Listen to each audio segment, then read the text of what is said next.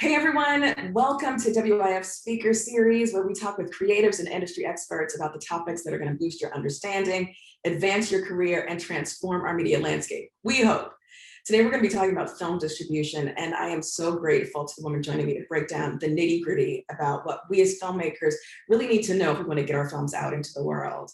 Before I introduce her, I do want to send our thanks out to the West Hollywood Arts Commission for their incredible support over the years as we program these conversations. But now, talking about today's conversation, think about distribution before you start, or my sort of terrible title for it, what distributors want you to know. This talk was born out of some really fascinating information that was shared on a Gotham workshop that I was privileged to attend a few months ago. And the woman joining me today was the one dropping knowledge. She is committed to laying a path to greater equity through access, and learning the ins and outs of film distribution is one of the ways that we can get there. So please welcome Kendra Hodgson, Director of Strategy and Innovation at Women Make Movies. Hey, Kendra. Hi there. Thank you so much for having me. Of course, of course. So I want to get right into it. I think, the audience that we have in the Zoom room, the people who are watching us live streaming on YouTube, the people who are watching the video later, are really a mix of emerging, rising, mid-career filmmakers. But film distribution is something, it's like, the cross we all carry, trying to understand, how to make this work for us as filmmakers. So let's just start with this great title you have, Think About Distribution from the Start. What are the things that we should be considering about distribution before we film even our first shots? And who can we go to for help trying to figure these things out? Yeah, great question. As someone who works on the promotion and distribution end, I'm always wanting it to be a part of the thought process. I do want to honor that everybody's creative processes are different. And so it might not be day one. For some people, it might actually be like day 90 when their film is starting to, or their project is starting to take shape. Then they need to ask that question. Some people have a really clear vision of what they're making from the beginning. And others, I think it takes a little while to form during their creative process. But there's going to be a point where you know what you're making. And that's the point when you really need to have a clear idea about start to really think through your distribution strategy, I think. And one of the questions you can ask yourself, and this is a question to ask yourself all along, no matter where you're at in your creative process, is what your main goal for yourself is with this particular project. Our executive director loves to say that there are three things that you can want out of a film. Of course, there's more, but there's probably three main things that recur over and over. And she says that those are fame, fortune, and impact. And by fame, we mean really establishing your career or furthering your career as a filmmaker, working on your own reputation, getting your name out there. Getting recognized by industry and programmers and really everybody, like getting your name in that space, and getting recognized for your art and your creation. Fortune would be money, and that's making money back, or it's maybe trying to make more. And impact is social change. It's maybe changing policy. Maybe it's educating about an issue. Maybe it is raising awareness. Impact could even be raising awareness about art. It doesn't have to be specific to social change. Mm-hmm. And I would say that probably all filmmakers want all three of these to some degree. But what we really encourage filmmakers to think through is what would be your order? Because if you really, like for a film, one of these is going to rise to the top, and one of them is not better than another. It's just where you need to be super clear which one is your priority with this film, because that is going to really influence your strategy, your distribution strategy. So I would say get clear with yourself about and reflect on that, get clear where you are with that. And then I think really think about marketing while you're in production. So hire a photographer or do it yourself if you don't have the funds for hiring a photographer, or have someone on if you have a good cinematographer who can also take some still shots, that's great. Or anybody, really, anybody that you know who is okay with a camera, have them start taking shots while you're on scene. It's so great on the marketing end of things to have behind the scenes shots of the filming in action. It's really fantastic if people, cinematographers are often so great at capturing these beautiful shots while they're filming, but they don't think to get the still shot of some of the same imagery. And so then you're left as a marketer to use screen stills, which are not as high res.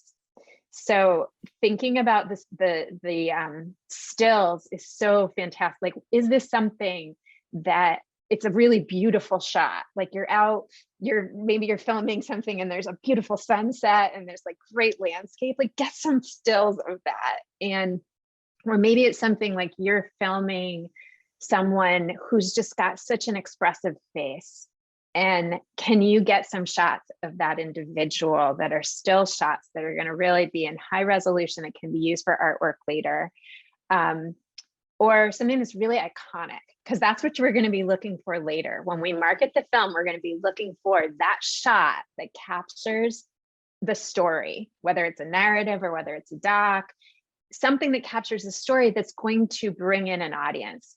So if you are thinking about that, not just like making your art of your film, but think about the still that can represent your film, and get as many of them as you can, because someone later, a distributor later, can help you choose. But if you, I so often have filmmakers come to me and have a really great film and don't have any stills, or the stills are screenshots, which is fine. We can use those digitally, but they're much harder to use in the print work. So definitely that. Another thing to think about while you're going along is extra material, like filming little extra candid interviews with filmmakers, the protagonists, the actors, while you're as even you can get, like, I think this is something that people are getting, I'm glad, increasingly interested in, the other people on the crew. So grab a quick candid interview with your editor. Yeah, grab a quick candid interview with your cinematographer, your makeup artist, like anyone who's working on the set, who's bringing this unique view. That can be really cool marketing pieces. If you have some of those, you can use them on social. Really, is the best place for them, is for viral or to emailing your audience. And also any extra footage, because you might be shooting, if you're doing a documentary, you're going to shoot hours of interviews and you're not going to be able to use that many of them. So like, but grab some extra footage that you're kind of sure you're not going to use, but maybe is a really interesting question that's going to further the topic. Those are also things that you can clip for social later, and use for promotional purposes. Something that I didn't write down here, but I'm also thinking about is begin cultivating or developing relationships with your audience while you're in production. So if you're working on a documentary and it is a social impact, like develop relationships with the nonprofits that are working on that issue. If it's a narrative and it's a story, who's that story gonna appeal to, and develop relationships with that audience. If you can develop an online presence, a social media presence, you can develop if you have a blog, somehow like create a following before you release the film.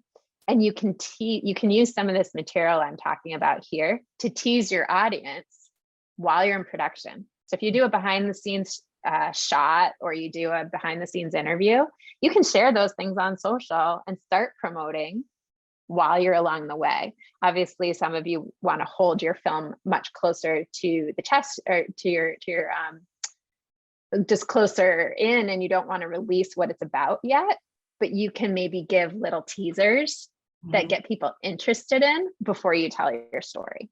Right. And so, as you talk about these things that people can think about while they're in production, or heading into production, for folks who are in that position now, and really want to learn more about what they should know and who can help them navigate, the various things they should know about distributing their film, things that they should consider.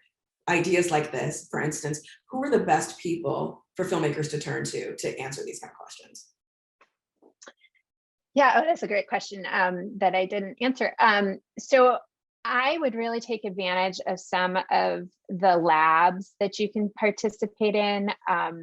The Gotham Week, which used to be IFP Week, they have great, you can apply to be a part of that while you're in production, and you can meet with distributors and industry people along the way. And a lot of that, I know when we meet with people that way, we're often just giving advice, because some of it we're like looking to see, would this be a good film for us to be interested in for distribution? But often we're just going to use that as a time to give advice. I think you can get those also from apply to as many labs as you can with for distribution or festival strategy, because that's another way you're going to get access to people.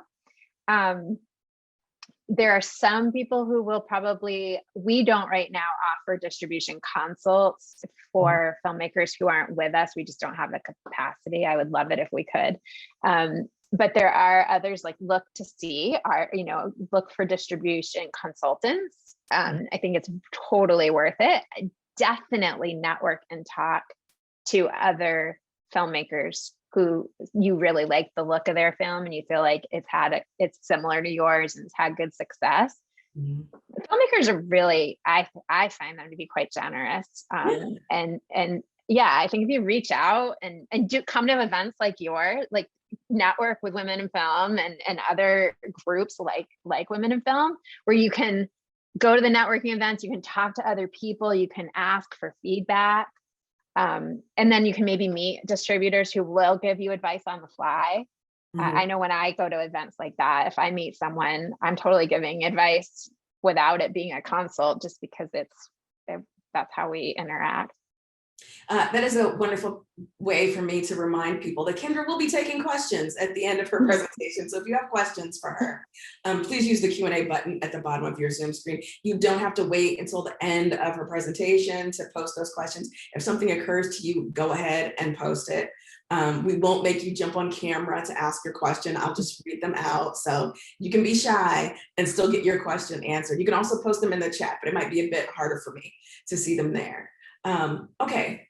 So the questions that I'm asking you are the result of like many conversations that I've had, that some of my colleagues have had with Women in Film members over the last couple of years about distribution. So they may jump for those of you watching, they may sort of jump from topic to topic, but I'm just gonna lay them out there. So our next question was, okay, I know that I want to get my film into film festivals. How do I determine which film festivals I should be submitting to? Yeah, that's such a big question. This could be an hour all in and of itself, but I'm going to give you a little bit of background here about where festivals fit in the distribution strategy, and then I'll go into that as much as I can. This is Debbie, who is our executive director at Women Make Movies. It's her pyramid of distribution, sort of affectionately known that way by many people. And she just put it together to kind of visualize the process, the windows of distribution you go through. And at the very top are the launching festivals and the markets. So they really begin that process of distribution, and then the distribution strategy and audiences get wider as you go down the pyramid. The next would be theatrical, and the launching festivals and markets are important places for getting in touch with your theatrical distributors. And then next would be semi-theatrical. This is kind of constituency festivals can fit in here. So there can be long tail film festivals that are part of semi-theatrical. It's also things like screenings at museums or community screenings, art house screenings, the things that are right behind the theatrical release. And then we would be followed off ideally by a television broadcast. If you don't have that, you can skip a window if you don't have these things, but like that would be kind of where it would fall. And then that really leads right into the educational distribution. Educational distribution is a big market for documentary. It is definitely a market for narrative films in a certain genre. They need to have an educational kind of, they either need to be a story that's about a topic that's going to be appealing for educators to use it to spark a conversation, or maybe about a social change issue or something in that nature. Not all narratives are going to work for education, but that is a really important market for a whole chunk of films. And then, and we as a distributor who kind of works in all of these spaces use all those top levels of the pyramid to promote our educational distribution. And then that would be followed by your consumer deals. I have to say some of these windows are collapsing on top of each other. We had a really important educational film that came out last year, and the consumer DVD SVOD came right a month after the television broadcast, and we've continued to do educational on top of it. Mm-hmm. That some films, as soon as you go to consumer DVD and platforming and streaming, you start to undercut the educational market and the semi-theatrical, because who's going to pay if it's available widely? So it has to be kind of a unique film to collapse the window. And then the impact campaigns for films that do that can happen really across a whole bunch of, like through a whole bunch of these windows. So this is all just to kind of give you an idea of like why you would choose what festival. Because if you have an idea of where you want to go in your distribution space, that's going to help you decide which festivals to choose. So if you want theatrical distribution, it's very important. This is, and I'm going to disclose again, like my festival learning has come really predominantly from Debbie. And this is something that like, she calls them A++ festivals. That these are really the like kind of 4 festivals, 5 if you're including documentary, that are super important industry festivals if you want theatrical distribution, wide theatrical distribution. You can now do, this is the other, you can do theatrical booking on your own, and you can hire bookers, and that can happen without one of these festivals separately, but you're going to get picked up by a lot more theaters if you've shown in one of these.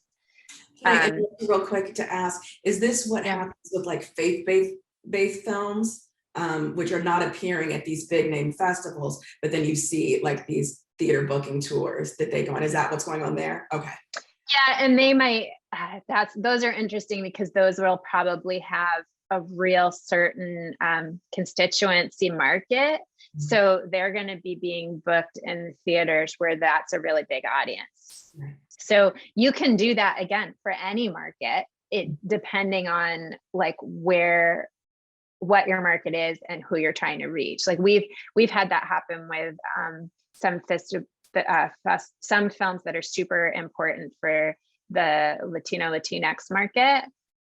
They will screen at theaters in communities where that's a big part of their constituency, but they might not have as wide of a theatrical release.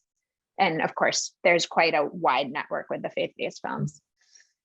So these would be like what many in the industry consider the most important for that. And they're really important because, you know, Sundance is really important in America, specifically the United States, I should say. Berlin has many different parts and programs within it. Cannes and Toronto both have really important markets. So they're not just having the festival and the festival programming, you can also pay to be in their markets. In the documentary space, IDFA is very important. And these films, it's because industry goes to these festivals to look for films to pick up. So by industry, I mean the bigger distributors, the ones that are going to help you get that theatrical distribution, the ones that are going to probably help you get those bigger platform deals and maybe those really big television deals. So if you have a film that you're getting feedback that it's really strong and it's there. Like, these are the festivals to try to get into. We know not everything gets into these festivals, right? So like, we also have to be like realistic, and it's not over for you if you don't. Right. The next tier is, we really want what we would call an A festival, if at all possible, for launching your film. And this is not the FIF, AF, and Variety definition of A festivals. This is really Debbie's definition of an A festival, which she's developed over the years. And what she says an A festival is that it can be used as a launching festival. It's got many different sections to it. So you've got different programmatic sections. There's maybe a short section. There's different themes within it. It also is drawing industry. So these are festivals like Tribeca fits in there, and festivals like Hot Docs, right? Like they're industry oriented events that are, they're not everybody's there, but you've got people there. Many of them also have markets, which is a place you can pitch your film, and you can pay to show your film, and you can pay to meet with the distributors. Most of them have competitions and juries, which you can walk away sometimes with a little money prize, but you also can use if you can get a prize, you can use that in your marketing of your film later. You can also use it to try to get a deal, because the agents will take care of it. A way to really know if it's an A festival is check the industry press. So check IndieWire, check Variety, check Screen, check Hollywood Reporter. If they're not covering the festival, it's probably not a launching festival. But if they're covering it, they're paying attention to it. So that becomes really important. These are festivals, premieres are very important for them. That's why it's your launching festival, because you're gonna be giving that festival your US premiere. And once you give your US premiere or your world premiere, you don't get it back. So you're looking for one of these, if at all possible. Right. And then the next tiers, so we've got the large industry festivals, then we've got city and regional festivals, and every city has one, and the regions have them, and these are, you can have a regional premiere even if you've already had your world or US premiere.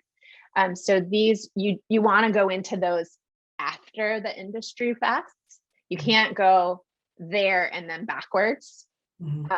So you want to save those for after. But some people, and again, this is about your kind of goal for your film and for yourself.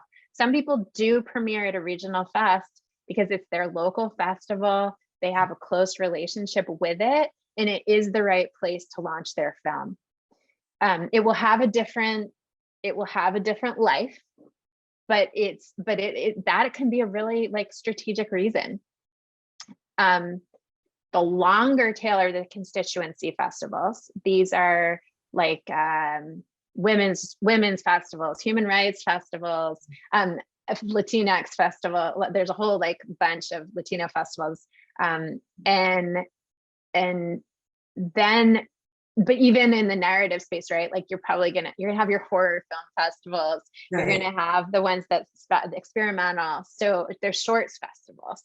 So you find your constituency fest, and some of those constituency fests have also become really important in the industry.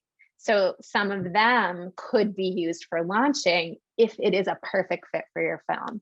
So like some people do launch at Human Rights Watch New York. Some people launch at the San Francisco Gay Festival because it's such an important festival for the queer market. And Chicago Latino, right? Like, so there's some of these festivals that have such clout that you might, if you think about who is my audience, you've already done that work, right? You've thought through who I'm trying to reach and what my long-term goal is for my film, then you can choose the right launching festival for that. Because not everybody wants to go theatrical. Right. Let me see if I put, no, that's, so yeah, I think that would be kind of the like way I would go through. Now this, again, this is a long, like strategy on festivals, we could spend a whole hour on that. And so I definitely recommend watching. We will be doing a panel on film festival navigation in 2022 that I encourage you to check out, because as Kendra says, like, this is not something you're going to wrap up, give someone an answer in 30 seconds or less about which film festivals they should be submitting their work to. I would say, even if you are not currently trying to get your film out there, it is incumbent upon you as a filmmaker to learn more about these festivals now, and learn what sorts of films they tend to screen, what they're looking for. If you can, try and attend. Now is a great time, because so many of these festivals have gone virtual, you know, and really just get a sense of what their audiences are looking for, what their programmers are looking for. The whole, you know, impetus behind this conversation today is don't wait until your film is in the can, and then, you know, ask yourself, like, all right, who wants to see it? You know, because this is gonna be you and your Uncle Ned chilling on your couch watching that film. But yeah, so stick around for that film festival navigation, because we will be digging more deeply into that topic. Okay. And the one that I just want to underscore what you just said, because it's so important, what you just said about research, like that. I just want to I don't need to restate it, because you just said it so beautifully, but I just want to like underline research, look through the catalogs, attend, know what they're looking for. You'll get a sense of what the programmers are looking for, and if your film will be a good fit. Yeah, absolutely. Okay, next question. What are some questions I should be asking a potential distributor? So before you ask the questions, I would research other films that distributor has distributed and see if they're a match, so that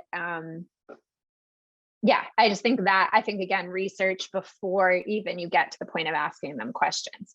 But then when you find someone who seems like, hey, they distribute films that are very similar to what I do, what I'm working on, and this seems like maybe it could be a good fit, then I think you want to ask them questions about how they work with their filmmakers. Some distributors are more hands-on and more collaborative than others.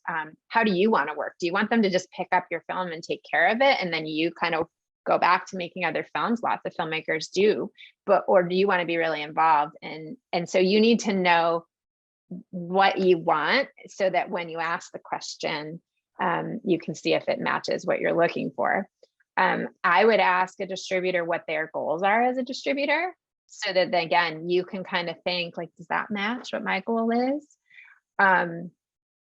Definitely ask them what rights they're looking for. Some distributors will ask for all rights up front, and you need to be clear. Well, then this is the next question. What are they going to do with those rights? So, you know, if they are going to do with those rights what you want them to do with those rights.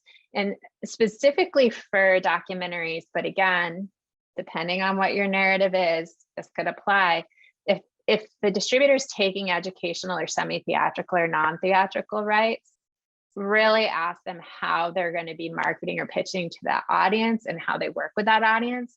I definitely see, I think that is an area that distributors take rights in that then they don't do anything with, and then it's a loss.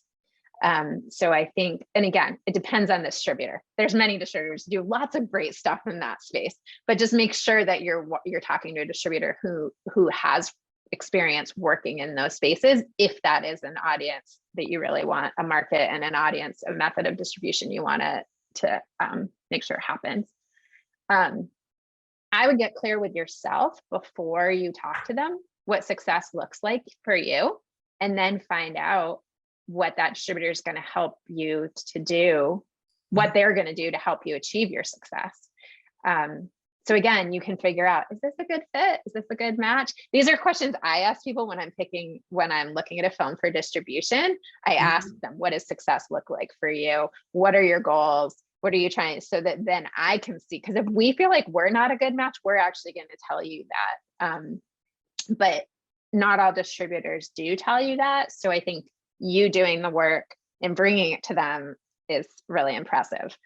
I would talk to filmmakers who've worked with the distributor before, so you could get a sense of This isn't what you're asking the distributor, you're asking the filmmaker. So you have a sense like, okay, what are they, how are they like, how did they do with your film and helping you achieve your success, but also what were they like to work with?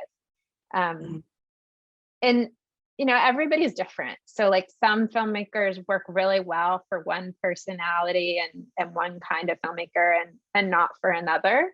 So I'd ask a few people, ask around, get a sense, and you'll get the picture, and I think you'll start to tell, is that a good match? Yeah. One thing I want to emphasize in these points that you're making on, I think it's point number 4, what rights are they looking for? What are they going to do with those rights? It's really important that you have a handle on what that means. I know that many of the people watching today, you have been in the industry for a while. So this is information perhaps it's old information for you.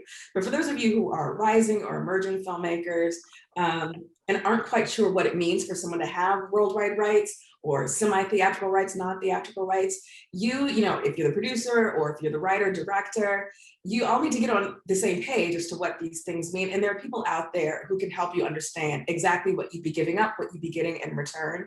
Don't just allow someone to dictate to you what the deal is going to be. We want to make sure that no one's being taken advantage of in this space, but that you're making the right choice for your film. So yeah, just wanted to underline that. So you talked about talking to filmmakers who've already worked with a distributor. How do I find distributors who worked on films like mine before? I think that I think this is our theme of the talk is research. I think you really do want to look at films that are similar to yours in the marketplace and find out who has distributed films like that. So you can ask yourself what films have shown in the festivals you want to screen at, and are they like yours? Are they similar to yours? And they don't need to be similar. I don't think they need to be like, each story is a little different. They don't necessarily they shouldn't be the exact same story, because if a distributor already has a film that's very similar to yours, well, you might want to think about like what your story is. If it's not unique, it feels like it's been done. But separate from that, you really want to look at just like films. So it's like, maybe it's similar in style, maybe it's similar in content, maybe it's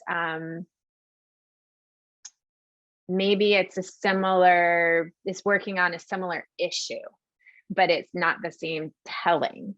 Maybe this distributor picks up films by women and you're a woman. Maybe this distributor like really emphasizes films by and about people of color, and that was you. I think those are kind of some things to think about.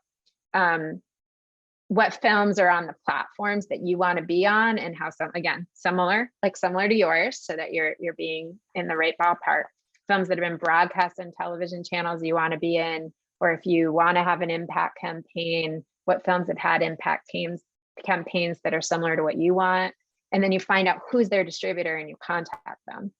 This is a link. I will send this one to you for after, Ebony, that this is a whole list of distributors that the Film Forum has that I think is really great. And it's a good cross section. Like some lists of distributors don't include the people who do the educational and the non-theatrical and are a little bit more independent boutique distributors like Women Make Movies. This one does. This has a bunch of the like friends that we have that do a lot of that kind of boutique distribution, but it also has some of the bigger people who you can work with for the theatrical and the streaming, the sales agents you can work with for streaming deals and things like that.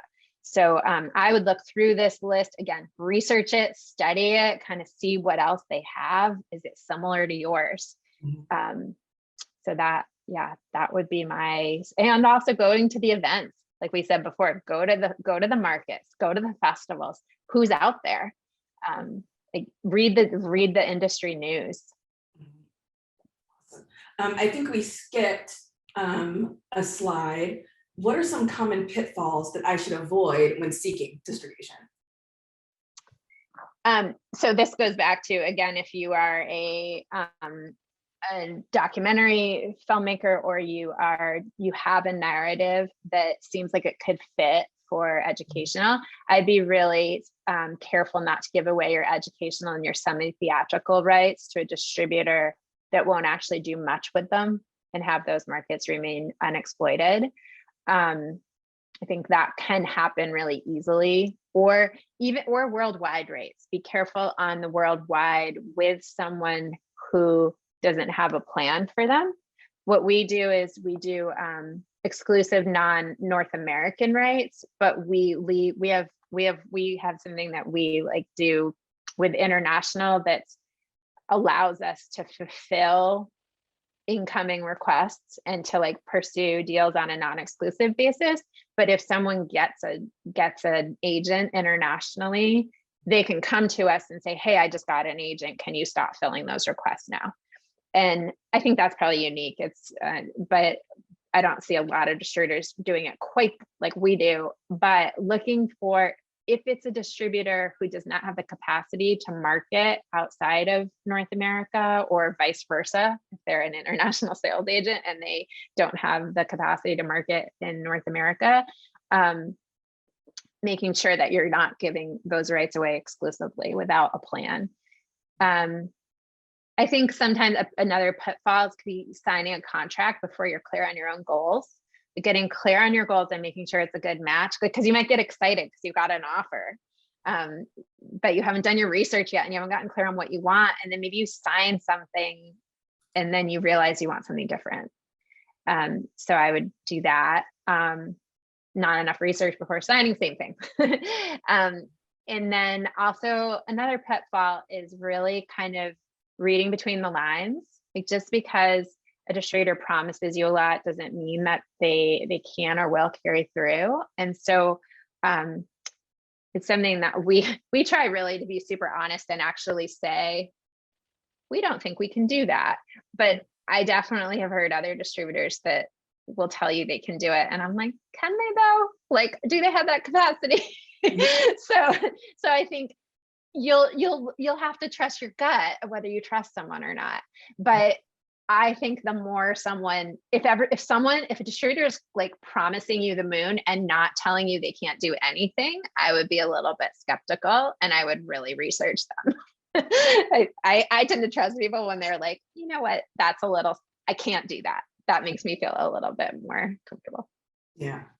Okay, I'm going to skip over to another question, and then I'm going to pivot to audience Q&A for a bit, and then if we have time, we'll go back to the stuff on the presentation. But I do want to make sure that, because people have been posting questions, that we get to as many of them as we can. So before we do that, though, can you talk about how film distribution has changed over the last 10 to 15 years? Yeah, and I would say the more things change, the more they stay the same. I think that the strategy remains the same. That really hasn't changed that much. But what has definitely changed is the technology and the means of distribution. And I also would say like the speed and some of what I mentioned before, like the collapsing of windows that used to never happen. That has definitely changed a lot. There's definitely way more focus on digital distribution than there used to be at all. Even festivals are mostly taking digital DCPs now. So we used to have to make numerous DCPs and deliver them by mail to the festivals. And now we just are sending them digital DCPs, and that usually works. Marketing is predominantly digital now.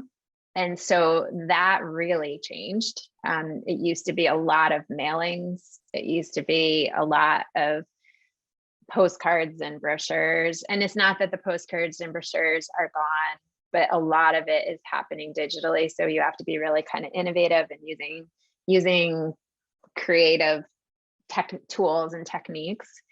And then this isn't just 10 to 15, this is the last year. COVID changed a lot of things. So the festivals became virtual. The screenings, the community screenings and corporate screenings, like all of that became virtual instead of in person. And who knows how long that's going to happen. I don't think it's ever going back, honestly. I actually think there will always be some hybrid component now, even for places that go back in person. What didn't change though, is the industry fests remained the industry fests, even when they were virtual. And the city and regional fests, they were catering to the same regional audience. They might have gotten a little bit wider audience, but they were marketing to their audience and they were delivering to their audience. So, and that didn't change.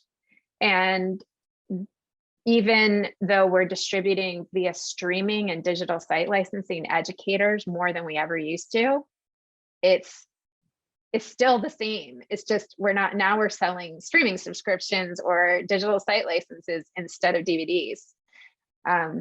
So yeah, I think it's really the strategy itself is really very similar. Mm-hmm. It's just that we have some new modes of delivery and distribution, and which then brings out new players, right? There's new platforms, there's all these there's new television, and even television looks a little different now because television also happens online. So those things have changed a little. Okay, let's get into some audience questions. I think we have time and space for more. So if you haven't posted yet, please feel free to do so. We'll get to as many as we can. So first question from Sarah Ann. I would love advice specifically about getting distribution for a short. It has already done the festival circuit, 30 plus acceptances, several awards, and I want to also use it as proof of concept for the feature version I have written. What options are out there for a situation like this? Thanks so much. Sarah, would you be able to put in the chat quickly about whether it is a narrative short or a documentary short? You're able to just let us know if it's. She says narrative short rom-com. Okay. So that sounds to me like so keep doing the festival circuit for longer. You probably are going to get more out of the festival circuit. So let that keep going and see if you can connect with someone at the festivals. But like a rom-com narrative short sounds to me like that's a great, there's going to be some SVOD stuff for you there. SVOD is subscription video on demand. So there'll be some streaming platforms. There'll be some very personal interest for it. You could look there is a cool distributor who works on narratives in Chicago. I think it's called Spectrum Features.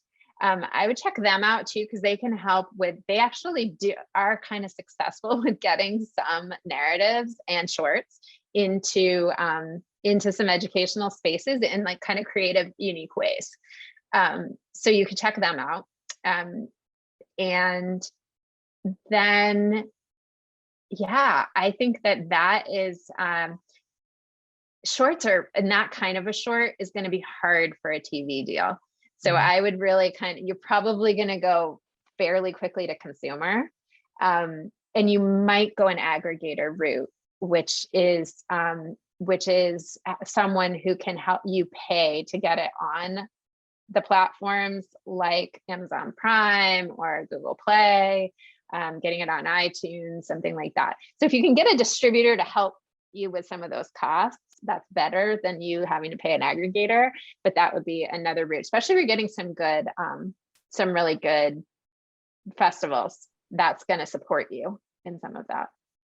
If someone wanted to go the route of finding an aggregator, how do they find an aggregator? The two aggregators that I know the most are Bitmax and Premier Digital. They charge you a fee for your first platform, and then they add on extra fees per platform, but the fees, the onboarding is the big one. So it's kind of like, it actually makes the most sense if you're going to do it to do multiple platforms so that you actually earn back the money. And I think Premier Digital is a little bit more reasonably priced than Bitmax is, I believe. I haven't gotten quotes from them recently. There used to be some online kind of do-it-yourself ones. Actually, Premier Digital owns this site, Quiver, that no longer accepts submissions. Quiver, you used to be able to just like upload things yourself, and now they're just really going the aggregation route. Mhm. So those would be the two I would refer to, but search online and see if you can find other things. But those are the two that I think have the best reputations. Gotcha. Okay, Margie is saying, hi Kendra, I am producing a sizzle for a female-driven comedy drama in order to raise capital for a feature. 2 questions, what length of sizzle would be best, and what budget amount for a feature would be considered too low to get distributed? That last question is such, like most questions are, it depends. But the female-driven comedy drama. So this is another, I love the female angle on that, given our work. There's a really cool festival that was recently asking us to work with them, that this is actually their focus, is female-driven comedies. Sizzles tend to be 3 minutes max. And shorter can often be, it depends on who you're going for. If you're going for certain funders, they'll tell you can go a little longer, but I think the sizzles really, you're trying to tease, you're trying to give some information and your other pieces. If they ask you for a larger sample, they're going to ask you for 15 minutes. Mhm. That's generally what I see. It's like sizzle is 3 minutes, so 15 minutes is when they're saying, I want an actual sample. Sometimes they'll ask you for a larger one. The question about what, I'm sorry, I just lost what was the other half of that question? No, it was. Is there a budget, a feature film budget, under which it's unlikely that you would get distribution? I don't think so, but I do see you're in a space. I'm going to just say, I don't know in the comedy narrative world. I know the doc world way better. And I think, but you can find distribution if you go toward the right, if you go to smaller distributors. So the lower the budget, the smaller the distributor is the truth. Because you're gonna, the world of film is definitely still commercial, and it's pretty hard for a really low budget film. It happens, there's always exceptions, but the general rule is the larger budgets get those larger distributor deals. But you could still work on it on a lower budget, and you could work with a smaller boutique distributor. We've picked up films with very, very small budgets because they were really well done. Yeah. So it depends on what you do with your money. Mhm. Yeah. Okay. How much of the overall film budget should be dedicated to marketing? You had started the conversation talking about the marketing that you can be doing as you're in production. So how much of the film budget should be devoted to marketing? This is another, it depends. And I would also say it depends on whether you work with a distributor, because if you work with a distributor, they're going to pick up a whole part of the marketing budget. We pick it, we pick that up. We pick up, sorry, I just totally lost I have to look at the question again. How much is over? Should be dedicated to marketing. We handle the marketing cost pretty much, although it is very helpful when filmmakers are out there promoting themselves, and they're definitely doing a bunch of kind of social media work, or if they are speaking, if they do speaking gigs, like a filmmaker who ends up getting a TED Talk, that always helps a film. Or if they go on speaking tours at colleges and universities and your market is education, that's going to help the film 100%. So like, that is actually not a marketing budget line item, because if you are a filmmaker who is speaking at colleges and universities, you're getting paid for that. So you're not, so it's, and then, but I do think putting money into a really strong PR agent, if you get into one of those industry fests, you need to spend your money on that. So that's like, it is marketing, but it's kind of adjacent to marketing. And I would pay for a reputable speaking agent so that you get some placements and you get some reviews in the big papers. That goes a long way. and in the industry press. So again, it's kind of depends. I can't give you a dollar or even a percentage, but definitely put money toward it and definitely try to get a distributor who's going to help you with those costs. Yeah. Okay, here's an interesting question from Joanne.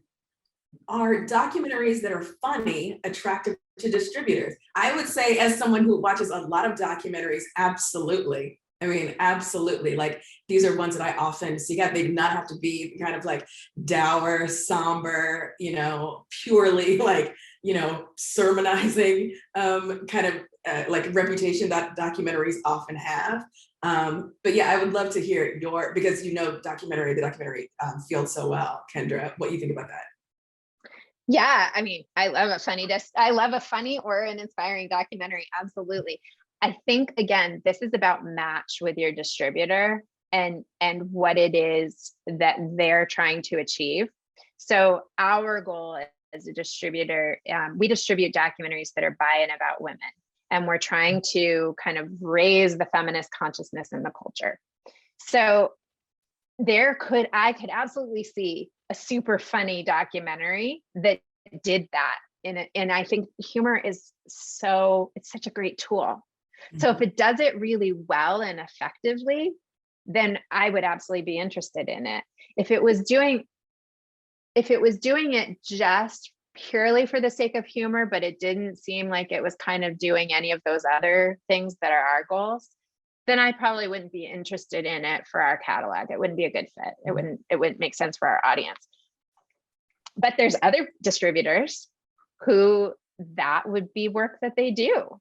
And so I just think there's kind of like a space for anything, honestly. It's just, you have to find the right match. You don't want to try to fit a square peg into a round hole. Or the other way around, whichever it is. And you have to find like what group of people is marketing something that matches with what you're interested in making. And they're like, funny documentaries could have a really great place on a platform, or on certain television stations. Like, I think it's, again, you got to find the place where the audience is, and then it's going to be the good fit. But yeah, I think, totally make a funny documentary. I mean, I think of like HBO and the kind of documentaries they have on HBO, they definitely have that kind of like wry humor, so I think audiences do crave that kind of work. Okay, I want to go back real quick, because I only have you for a few more minutes, to a couple of the questions that you had prepared answers for. And this is actually related to the conversation we're just having about genre. Could you talk a little bit about how distribution is different depending upon genre, whether that's documentary, whether it's narrative? And I know, you only have a few minutes, so just like maybe kind of top line it for us. When we're talking about a short, or we're talking about horror, or we're talking about, a documentary about, some pressing international issue, how is distribution different for those things? Yeah, so I work predominantly in documentary distribution. So that's what I definitely do know best. That said, and this is shorts, whether they're narrative shorts or whether they're documentary shorts. Shorts have a different kind of type of festival run. There are many short specific programs and short specific festivals even, and those sometimes they tend to not be as particular about premieres. So like Sundance, for example, will sometimes program shorts that have showed elsewhere, where they would never program a documentary that Sundance has to be its premiere, but they will with shorts sometimes. And so I think that's a possibility for shorts that doesn't happen elsewhere. It also is true, like there are some spaces that are short specific. So if it's, again, documentary, like you've got OpDocs. I've heard that the LA Times is launching a similar kind of platform that's like OpDocs, that's the New York Times. Those are great for documentaries.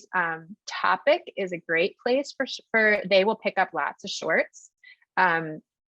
Field of Vision will work with you with shorts. And so that's something to kind of check out.